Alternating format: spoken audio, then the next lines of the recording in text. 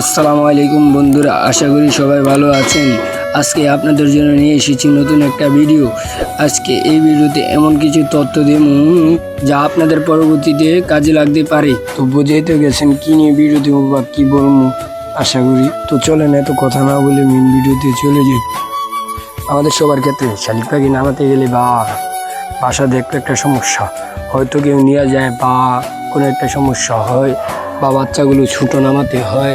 মূলত শালিক পাখির বাচ্চা ছোট নামাতে হয় কারণ অন্যজনের জন্য না নিয়ে যায়, এটা আমারটা জন্য আমি পাই, ওই কারণে ছোট নামে নিলে ভালো হয়। আর তবে সমস্যাটা ওইটা যে শালিক পাখিটা নিজের কাছে ছোট থাকতে আনলে রাখা যায় না বা একটা সমস্যা দেখা দেয় যে আদার খাবাইয়া বড় বড় যেন গলাতকে আটকে যায় বা এমন কিছু সমস্যা হয়ে পাখি মারা যায় বা অসুস্থ হয়ে পড়ে কিছু একটা ক্ষয়ক্ষতি হয়ে যায় পাখি বেশি হাতাহাতি করলে। তো আজকের ভিডিওতে আপনাদেরকে এমন কিছু দেখাবো যে আপনারা বুঝে দেবেন কোনো কষ্ট ছাড়া পাখি পালনের উপযুক্ত কীভাবে করবেন এবং অন্য মানুষ নেবে না এটাও নিশ্চিত থাকতে পারবেন। এই গাছটাতে বাচ্চা নামাতে এত কষ্ট হইতেছে যে বলার বাইরে।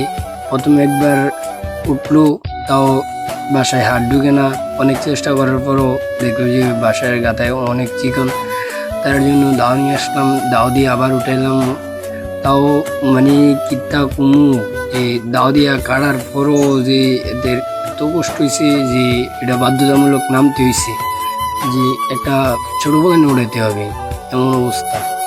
তো আর কি করবো, তারপরও তারে দিয়ে বহুত চেষ্টা করছি, মানে পারেনি নামাইতো। তারপর দেখতেছি যে কষ্টের পরও কোনোভাবেই কাম হচ্ছে না, তাই বললাম নেমে আসে অন্যজনকে উঠাই দেখি হ্যাঁ উঠতে পারি কিনা।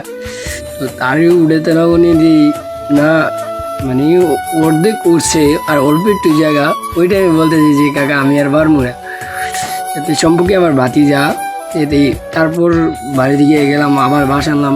পাখির চাও তো মোট কথা আমার লাগবেই, যত যাই হোক পাখির চাও তো এগুলো নিতেই হবে। এত কষ্ট করছি মানে পাখির চাও তো নিতে হবে। তো সিয়ামকে আবার আনলাম। সিয়ামকে হয়তো অনেকেই চিনেন যে আমার অনেকগুলো ভিডিওতে সিয়ামরে দেখছেন। তো সিয়ামরে আবার আনলাম, আইনা সিয়ামরে উঠাইলাম, বালস লাগাইলাম, বালস দিয়ে সিয়ামরে উঠাইলাম। তো চাউরি মাসাল্লাহ আমাদের হাতে এসে পড়ছে। 4টা বাচ্চাই পাইছি, 4টা বাচ্চা বলতে 4টা বাচ্চা সুন্দর সুস্থ স্বাভাবিকভাবে হাতে পাইছি।